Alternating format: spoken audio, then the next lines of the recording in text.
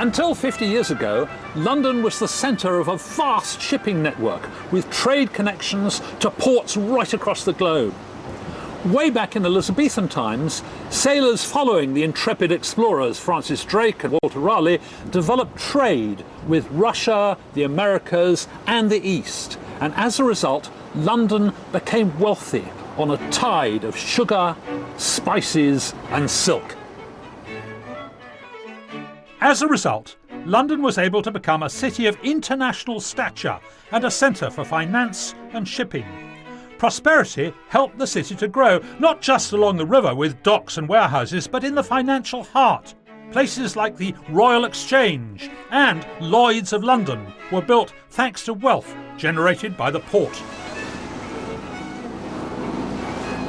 Both sides of the river were lined with warehouses holding all sorts of goods. Tobacco, alcohol and furs had to be declared to customs and the duty paid in the legal quays on the north side. All the ships waiting to be discharged stayed in the Pool of London between London Bridge and where Tower Bridge now is. But the trouble was that London was enormously successful, and so ships often had to wait here for weeks until their cargo could be discharged. In fact, the place got so crowded, it said you could walk from bank to bank of the river just by jumping from ship to ship. It must have been amazing.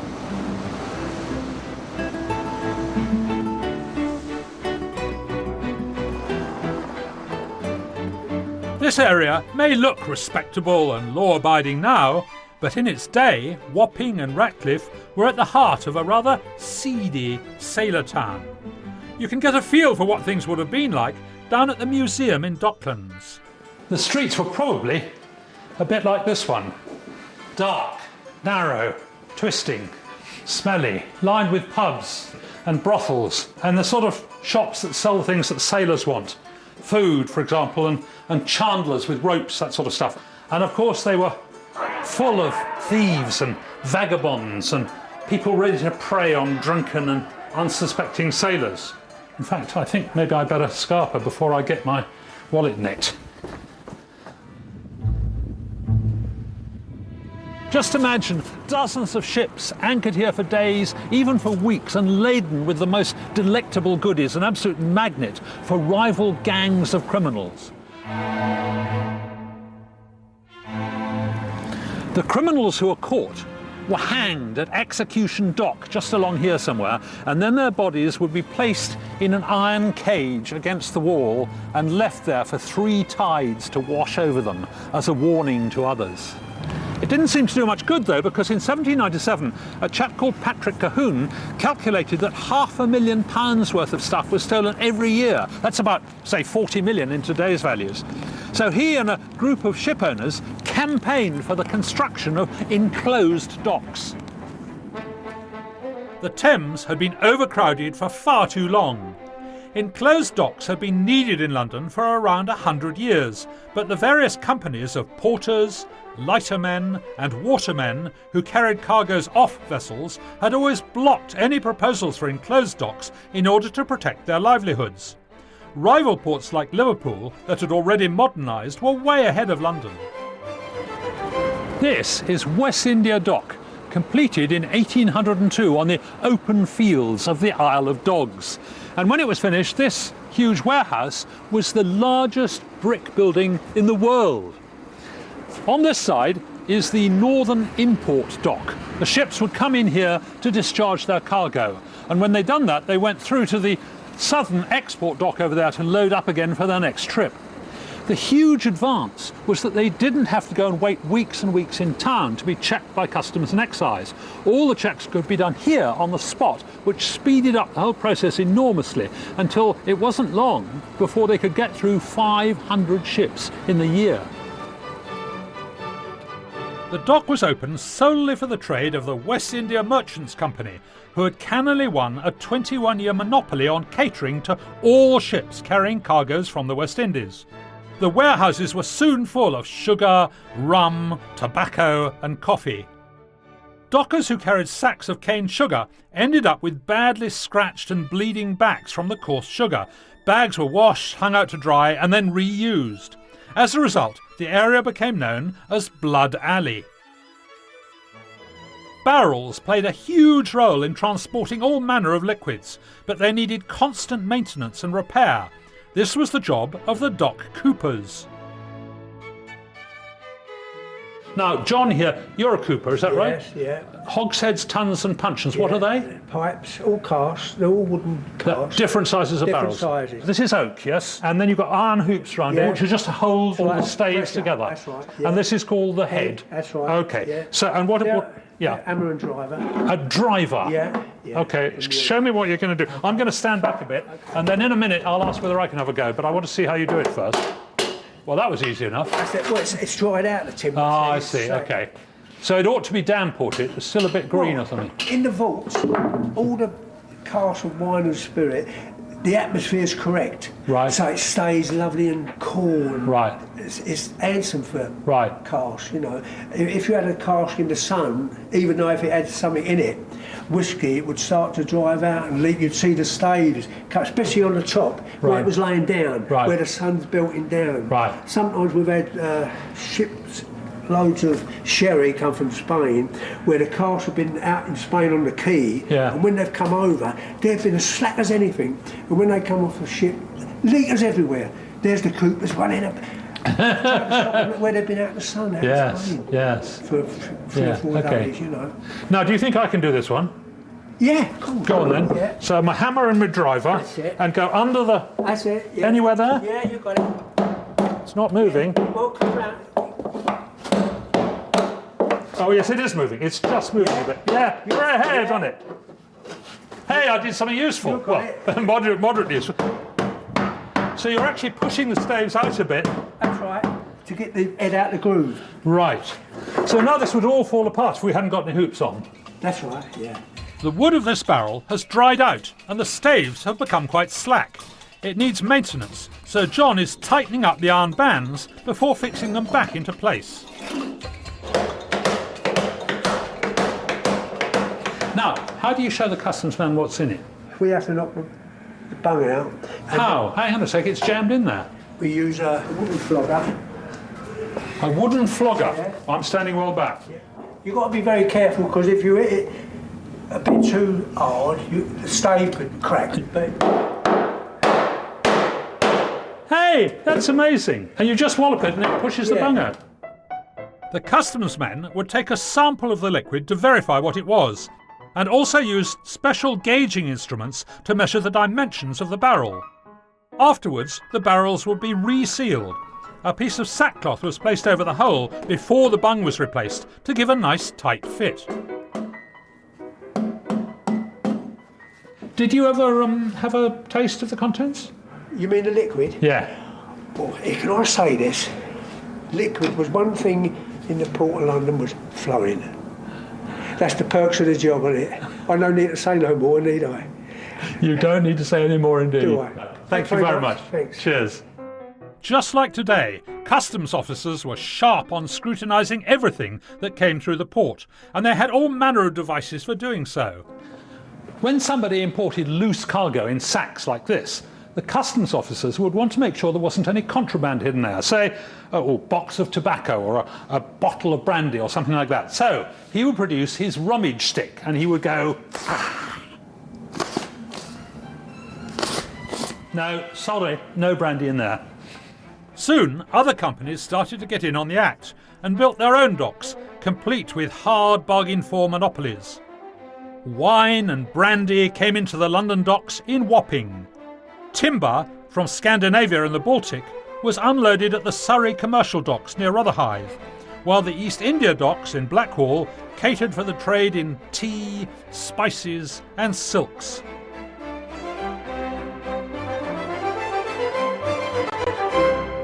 There's not a lot left of the docks, but in some places there are still high walls like these, built to keep the thieves out and the goods safely locked away. Some walls were 50 feet high. They weren't taking any chances. The West India dock had a couple of hundred men patrolling the premises. The dock police lived close by in these rather nice cottages. The men were pretty well armed. They had truncheons, they had cutlasses like this, and they had blunderbusses, so they could tackle practically anyone. Hey, hey, you, come back here. Docks and warehouses were built all along both banks of the river, and there was fierce competition between the different companies. In order to get trade, they had to keep their prices down, and one result of that was that the dockers were very badly paid. It was nearly always casual work, and they had to work outside in every sort of weather. In fact, life as a docker must have been pretty tough. This is one of the dock gates, and it was just here that all the casual workers would come at 7:45 in the morning for the call-on to try and get a job, jostling, bustling for position, trying to get to the foreman's attention. At one time there were 60,000 men working in the docks. It must have been an amazing sight.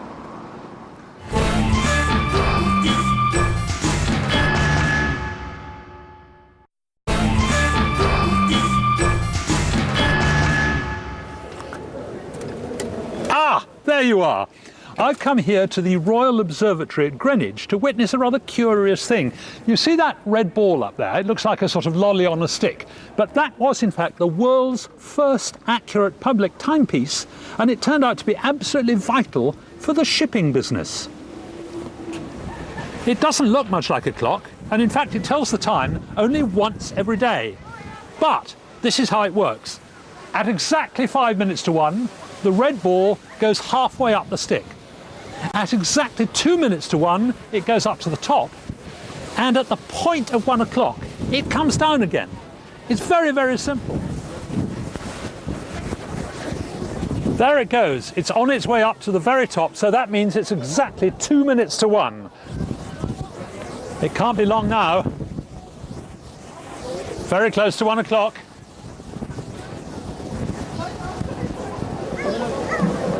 There it goes. It's exactly 1 o'clock. Right, my watch is a minute and a half fast. Exactly 1 o'clock, the ball comes tumbling down. Isn't that a wonderful time signal? What was the point of the red ball? Well, you have to imagine the Pool of London, just upriver there, absolutely packed with sailing ships at anchor, waiting to sail out into the seven seas. But they don't know exactly what time it is. So at around 1 o'clock, they all train their telescopes on the red ball, and when it drops, they know it's exactly 1 o'clock. Then they can set their ship's clocks and know exactly when the next high tide was. But in fact, knowing the time was much more important than that for navigation. Suppose you're sailing around the world, like these chaps here, then you need to know how far east or west you are. That's your longitude, because otherwise you might crash into Africa. Well, I'm in Greenwich, which is here, and that's longitude 0, and suppose it's now noon, so home time is 12 noon. For these chaps out in the middle of the Atlantic, the time's going to be about 9 o'clock in the morning. But if they know that home time is 12 noon, then they know they're 3 hours behind Greenwich and therefore about 3,000 miles west. And the first chap to get a grip on home time and therefore longitude was John Harrison. Oh, Jonathan, what are you doing? Hi, just winding one of the Harrison timekeepers. So this is H3? This one is H3, yes, one of this series of remarkable timekeepers by John Harrison, which of course ultimately solved the longitude problem. And this was what, 1750?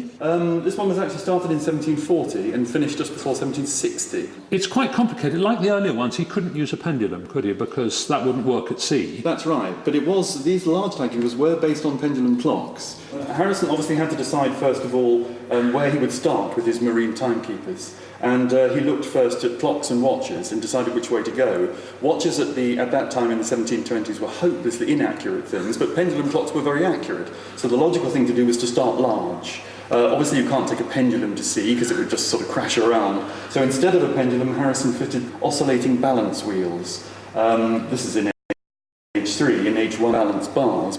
They moved in antiphase, that is to say they were moving in opposite directions, and they were interlinked, which Harrison believed would make them so that they weren't affected by the motion of the ship. Right, self-compensating. Well, it wasn't strictly true, but that was his idea, and it worked to some extent. Right. Were any of these tested at sea? Number 1 was tested at sea. It was sent on an unofficial trial to Lisbon in Portugal, and on the way back it did rather well, and it actually got the ship out of trouble because they thought they were further away from the land than they were, and Harrison said, no, H1 tells me we're actually in a dangerous position, and the master was highly impressed by this. So right from the beginning it began to prove its usefulness.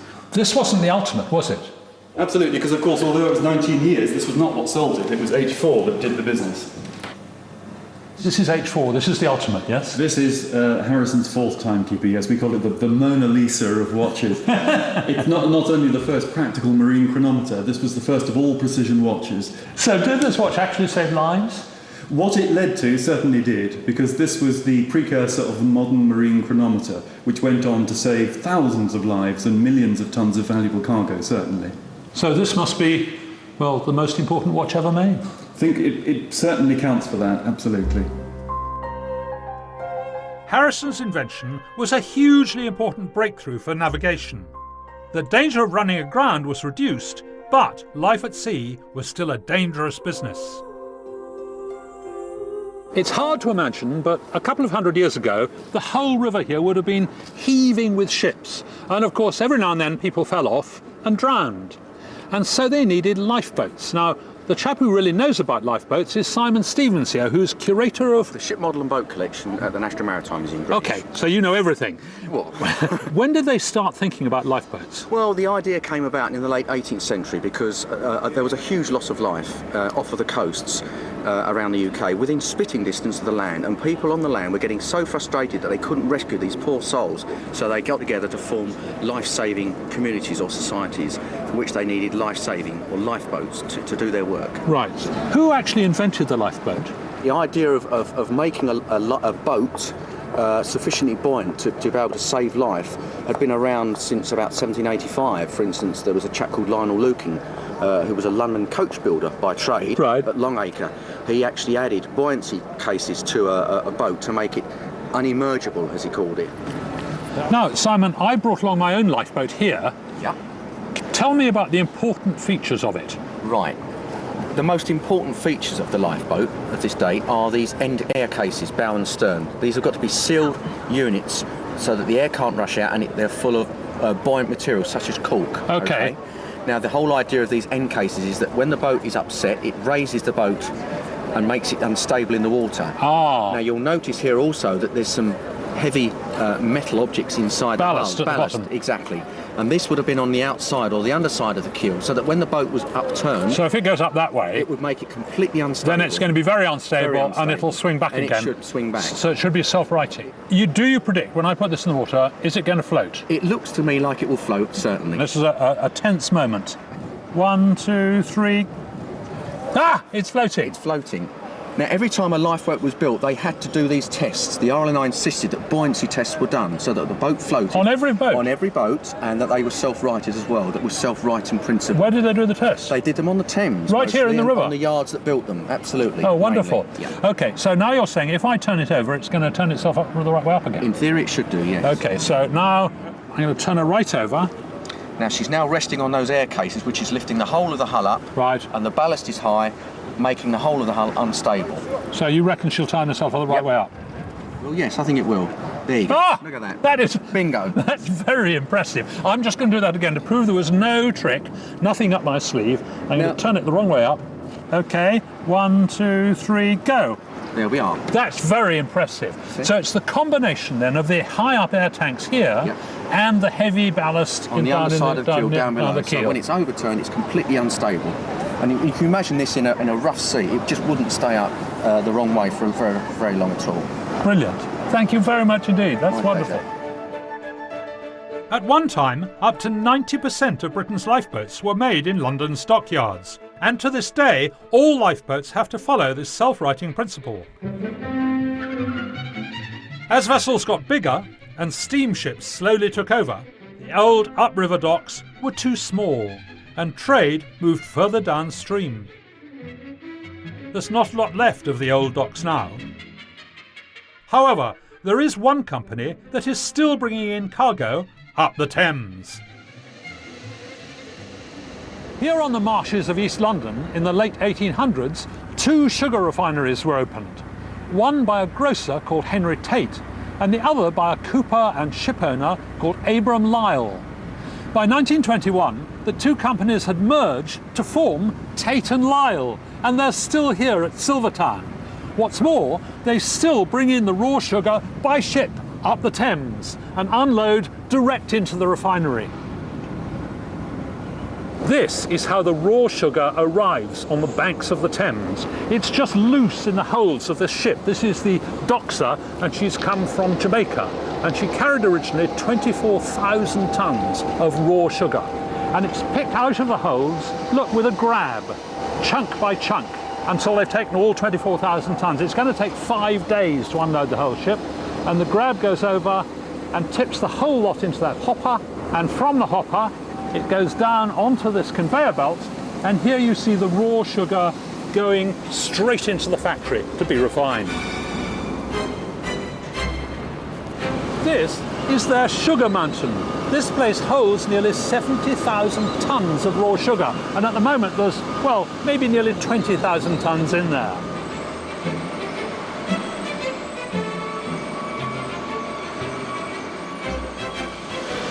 Henry Tate made a pile of money out of sugar, and he used it to found a National Gallery of British Art, which was actually his own contemporary collection. He put it in a new building on the site of an old prison on Millbank, and it's now called the Tate Gallery.